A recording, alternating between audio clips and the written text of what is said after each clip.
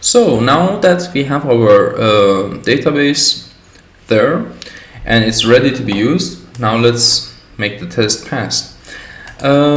So here obviously you're going to need the DB context.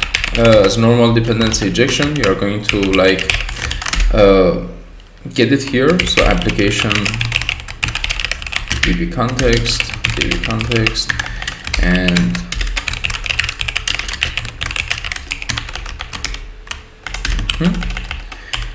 and then here you say this is your product, which is going to be added, and the name is going to be like request.name, and the price is going to be request.price. And then you say db context that products.add product, and db context that save changes, and then return product.id.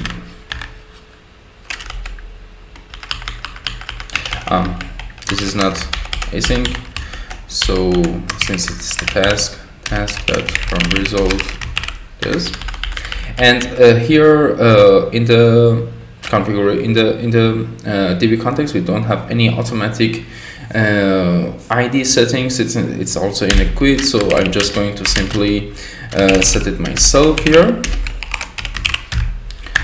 And now let's see what will happen in the test.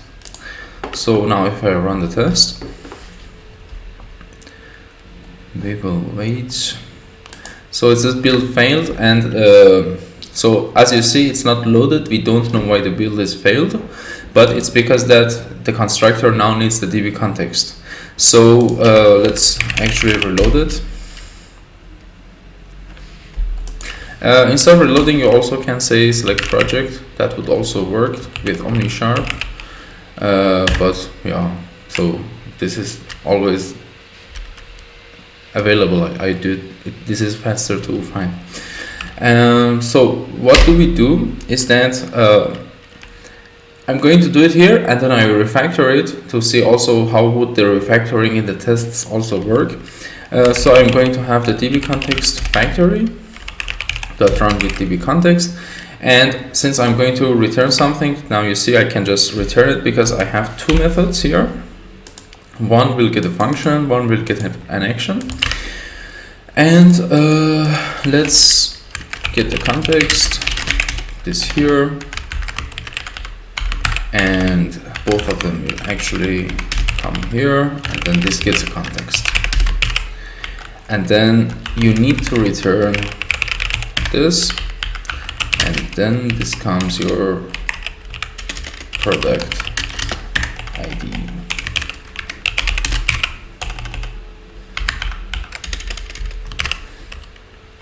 So since this inside your create is going to always run with this method, so and then you know that you're going to have this test multiple times, it's good to have in mind that you can also put this out. It's a normal refactoring, so you can also say, okay, I'm going to always return a quit because it's going to create something, and then call it execute SUT, the system under test, and then it's going to get my DTO, which is the create product command, call it request DTO, whatever you want, which is relevant, and put the code there. That's it.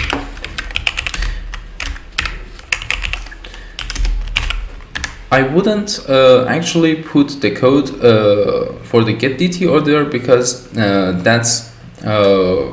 that may change in each test. So,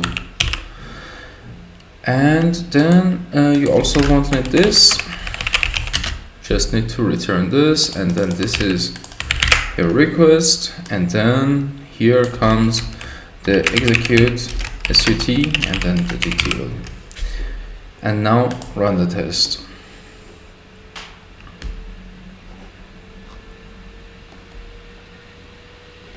And now your test is passed, and then you know now your function, your method is going to exactly do what you expect it to do. This is a really simple case. There are some more complex cases which I'm going to point out some stuff, but the basics is the same.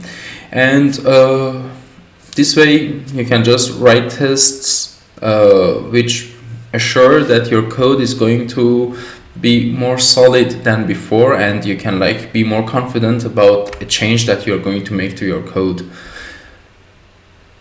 So I think we can continue with creating a stack. I'm probably going to create a stack inside another function, another command, and then call it from this command, because later maybe that stack is going to be edited separately, and you are going to observe the stack.